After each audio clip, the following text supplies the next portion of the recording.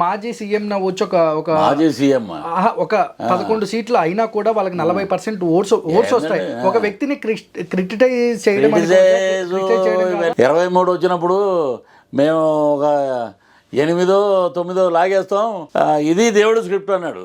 ఒరే పెచ్చోళ్ళారా, 151లో 5 క్రెయిన్ పెట్టి పైకి లేపేస్తే మీకు మిగిలింది ఎంతరా? 11. ఇది దేవుడు స్క్రిప్ట్, ఇది పవన్ కళ్యాణ్ గారి స్క్రిప్ట్. ఇంకేం చెప్పాలి? ప్రజలు ఇచ్చారు. 40% ఉంది, 90% ఉంది, 60% ఉంది. రేపొద్దున్న 2029 జరిగితే, ఎలక్షన్ జరిగితే మీకు జగన్ వచ్చే అవకాశాలు ఎక్కువగా కనపడుతున్నాయి. ప్రధానంగా ఎవడు చేస్తాడు? ఇప్పుడు ప్రధానంగా ఎవడు చేస్తాడు? అంబటి రాంబాబును నడిగారు రోజా.